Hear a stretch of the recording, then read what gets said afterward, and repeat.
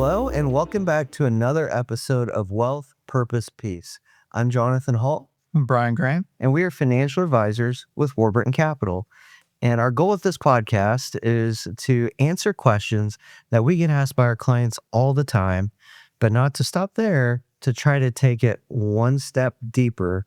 I think today's question is going to be pretty interesting. Mm-hmm. Yeah, absolutely. And as you'd imagine, we get asked it a lot. It's, if not the biggest, one of the biggest financial decisions a lot of people are ever going to make. And so today's question is, can I afford this house? Or maybe we hear it as, how much house can I afford? Right. But people think through this and they feel like there's this answer that maybe the bank will give them of what they can afford, but their budget tells them something different. And so to your point, it's like, how do we cover maybe a little bit of those math answers, let's say, but then get to some of the questions that surround it and think through what might life look like if we say yes or no to the home. So why don't we start, I guess, with just some of the basic ratios you'll hear, these debt to income ratios that are thrown out there. And one is the 28% rule, right? And that's a common one.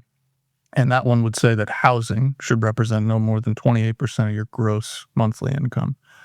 And then there's the 36% rule, which is housing plus all your other debt payments shouldn't represent more than 36% of your gross monthly income. And so, again, there's sometimes a disconnect between what you'll get approved for and maybe what's wise. So we're going to, I think when we talked about this before, you wanted to start with maybe actually zooming forward and talking about what a house decision might imply about future goals. Absolutely, because what you and I have learned doing this in the real world with real clients is that ratios out of a textbook are helpful and informative. Sure. And you can find them on Google, but it may not be exactly applicable to everyone's situation.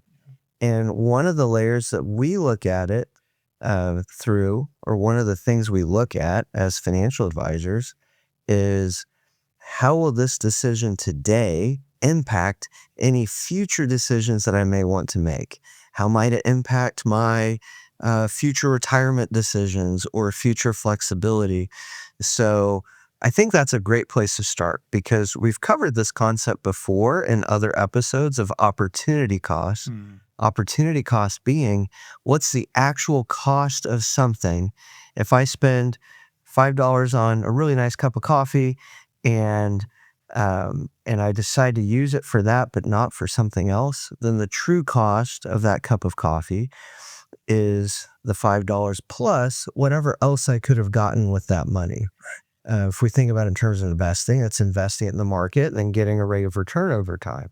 So the opportunity cost of coffee is coffee plus the rate of return on $5 for the next 50 years. Yeah. So of course we can get carried away with that logic and never buy anything. Right.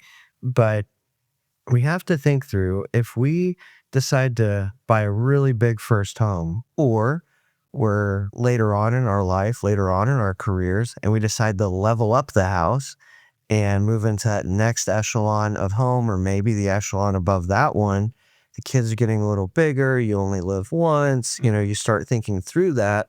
We want to be the home that everyone comes to. But then you start doing the math. Okay, what is that actual monthly mortgage and insurance and tax going to cost? Is that worth it? Right. And I think that's really the big question is it worth it? It's not. The point of all this isn't to end up making you feel like you should never get a bigger or more expensive home. Of course, that's not the point. But it's really, what might I be saying no to either now or in the future if I say yes to this house upgrade, let's say.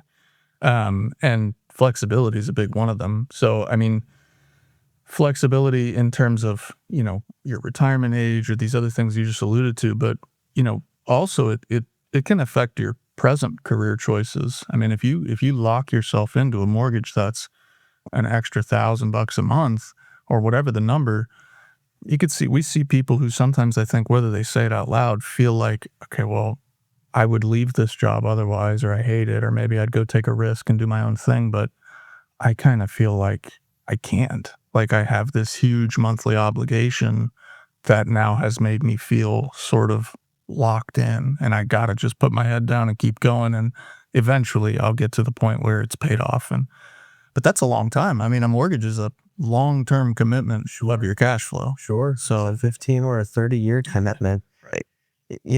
Brian, it reminds me of the very first home that my wife and I bought. And I'll never forget what our realtor told us. He sat us down, and here's a shout out to Bert. Bert, if you're watching this. Bert's awesome. But he sat us down, and we were trying to ask him, is this too much house for us? And he was very careful not to guide us too much one way or the other. But he said something I'll never forget. Think it through, because if you buy too much house, your house will feel like a prison. Mhm. And so I was like that. yeah, That's good. yeah, we start thinking through this, and it's okay. We've got this monthly expenditure now that we're locked into. Can't change unless we sell the house, right? So we're locked into this, and maybe we stretched to buy it. Mhm. That can be okay. There is logic to going ahead and stretching a little bit in hopes that your income grows over time. Mhm. But here's the problem is now, if we zoom back, why did we decide to upgrade the home in the first place? Most likely, it was because we had these visions of evenings in the home after work, and because we were starting to make a little bit more money Right. in our careers, and maybe that brought more stress. And so maybe coming home and having a nice evening with the family and having the pool to be able to jump in the summer and things like that. So you've envisioned this home being a place of solitude and solace and peace. But the sad irony of it is that if we stretch too much, where now it feels like a weight around our neck, that home suddenly becomes less peaceful and more like a prison. Yeah. No, I mean, that gets to the heart of it. I love that quote. I think it's true. I mean, you want your home to be the one place where you hopefully feel the least stress, right? I mean, there's always going to be, stuff going on, and I'm not saying life's not hectic, but you want home to be kind of that respite where you're there and you can relax and unwind. And if in the back of your mind there's always this nagging, thing of how big of a burden it feels like, I think you lose a lot of that. So it's about balance. Um, so flexibility. We talked about future goals, maybe future flexibility that it might limit with career choices or risk taking, but also just flexibility in the present. I mean, what your lifestyle, all else equal, something's got to give, Right. right? And so, yes, maybe you'll make more income. Hopefully, you will, right? But let's say for the moment you're not. Something's got to give. There's only so many dollars coming in. Um, I think you need to think about, how does this mortgage payment or this increase in this mortgage payment, if we upgrade, affect the other parts of our life, the other parts of our budget. Brian, I thought you made a really good point on this exact topic when we were discussing this with a client the other day, actually. And the point was that, uh, if you decide to upgrade your home, and again, we're not just saying that you shouldn't or can't, Sure. but just to be thoughtful and purposeful about it. So if you decide to upgrade your home, unless you just got a big raise or, onboarded a new big client for the business that you own or something like that, All right. unless something happened on the income side, then something has to give on the expense side or the savings side. Back to that long term, maybe we have the room in our expenses. We've seen this quite a bit, but then people will decide, okay, I'm not going to save as much for retirement because we're deciding as a family that this is more important right now. Right. Totally fair. Sure. Right. But something has to give. Yeah. And a lot of times what I think that looks like for clients might take them by surprise, where now we're a couple months into this, we felt the real actual pain of the mortgage leaving our bank account. And it's like, man, I think we ought to cook at home more. I don't think we can afford to eat out as much as we used to. Yep. Or we need to drop our membership to the tennis club because we just can't do that. Or, I don't know if I don't know if we really should have the kids in summer baseball. Right. Yes. Now everything's being put through that lens. Again, are we robbing ourselves of peace or are we adding peace? Yeah. This podcast is called Wealth, Purpose, Peace. All right. And I think I get this in every episode. But there's a reason. Yeah. We have our money. Our money needs to serve a purpose, and that purpose needs to lead us towards a peace of mind. Right. Yeah. Yeah. No, I mean, for me, right, and this the whole point of this is you gotta know yourself a little bit, and you gotta talk to your spouse. You gotta figure out, hey, what does this look like for us? But I mean, for me, I don't want to have to stress every month if something comes up. I don't want to if there's a surprise. Hey, there's this opportunity for my son to participate in this, but he needs a new bat for bid. He needs a new this. He needs. All right. Well, if I've got an extra $1,000, $1,500, whatever breathing room from having less mortgage than I might qualify for, let's say, those other things bring a lot less stress. For me personally, that's nice. I like that. And all else equal, sure, I'd get it. Maybe I'd get a bigger home, but the point of it is, your home is a part of your overall budget and your overall life. It isn't the sole thing. So, Well, and if I could add one bit here too, Mhm. Brian, we've seen some clients pull this off in a pretty interesting way, I think, where, traditionally you tend to think, okay, we've got the job that we wanted and we've got the kids and let's upgrade the house. Right. I mean, it's tale as old as time. And you and I are right in that phase of life right now where occasionally we'll pull up listings on Zillow and be like, oh, that looks kind of nice. It's a dangerous trap. We'll get to that in a second. Mhm. But you're right in that phase of life where the kids are getting a little bit older and you think, well, they're only going to be teenagers once. Wouldn't it be nice if we were the place where everyone came? Mhm. And again, I'm not mocking that. That's thoughts and conversations that we've had For sure. at our house. That's kind of the more traditional thing to do. And it's totally okay as long as we plan for it and as long as you know that that's bringing you more peace, not less, Mhm. right? The non-traditional thing to do is to kind of do the opposite. To say we're going to live in a nice neighborhood. We're gonna, we're not gonna sacrifice, I don't know, like safety in terms of the home super old and falling apart or whatever. We're gonna have a home that is functional and works. We're able to live in, but we're not going to over maximalize with the stuff, and we're not going to over maximalize with size. And we're making a conscious decision as a family to buy a home that's well underneath our budget. And that will allow us to have more flexibility if we want to start our own business, quit our job, do XYZ. That will allow us to have, be able to tack on more hobbies or do more things, buy a new set of golf clubs, not really sweat it if we need to. That will allow us to save more for retirement going forward. And I've even seen where sometimes people will adjust the location of their home where they can live further away from where stuff is. And so maybe they're a bit more rural, but the homes are less expensive out there and they enjoy the peace and quiet out there.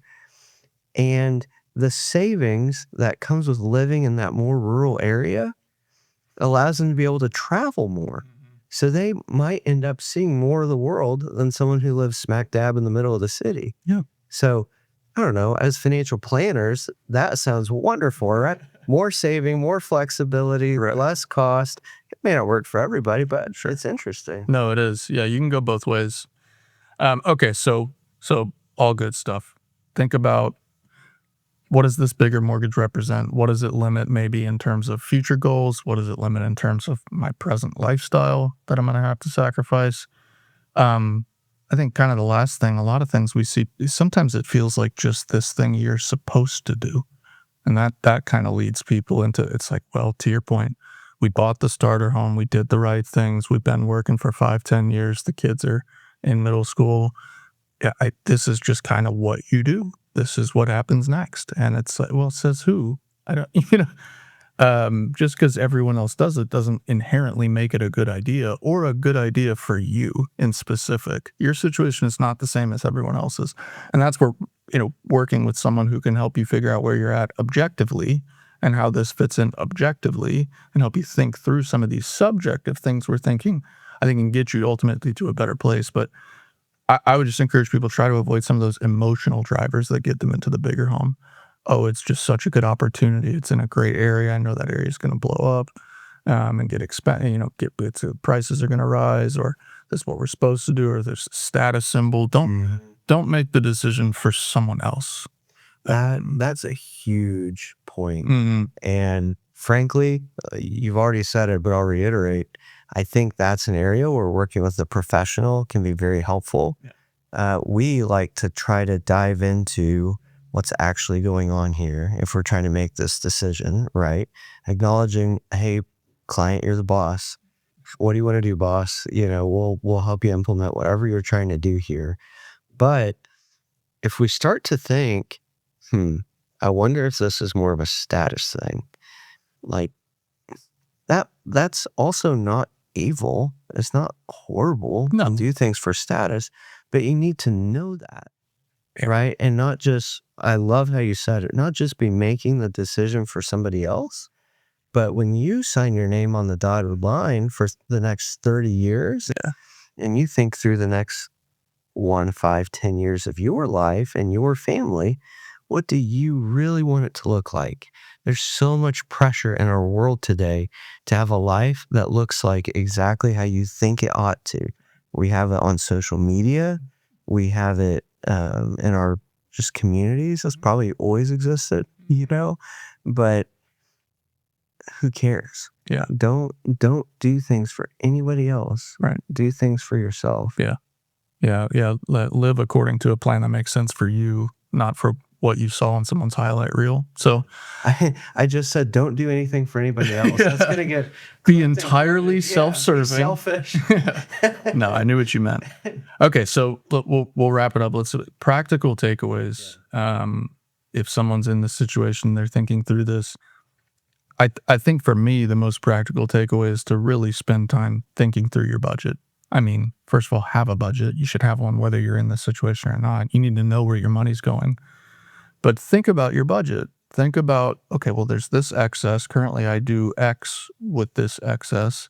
But if this line item for mortgage doubles, there goes all my excess. What does that imply? Or there is no excess and I'm doing all my savings to my 401k before it hits my bank account. And now this mortgage goes up. What else has to give? And I think ultimately when you're looking at that house, if it's going to cost you your peace of mind, it's too expensive. That's kind of, and only you can really know that. But if it costs you the peace that I think the home is supposed to bring you, it's too much money. So I love that. Yeah. If it costs you your peace, it's too expensive. That could have been the whole episode. That's it. We just ended on that. But I do think, in terms of practical takeaways, like you said, thinking through the budget, and like we've established, thinking through the why, purpose, is this going to cost us peace? That's a very valuable currency. But then, super practically, I'd say delete the Zillow app or the Redfin app or whatever app you have from your phone unless you are actively ready to buy a house. Yeah. Those apps will push notifications of homes that are available. It's really easy to fall into the comparison trap. Comparison is the enemy of contentment, right? So it's easy to fall into the comparison trap pretty quickly if your hobby is sitting at home and scrolling through homes. If you delete that and take a step back and maybe make a couple improvements in your own house that you've been wanting to do, you might realize your current house isn't all that bad. Mm-hmm. Yeah, no, I think that's good. Cool. Okay. Well, this has been a great episode. It's been awesome having you here. We'll hope to see you on another episode.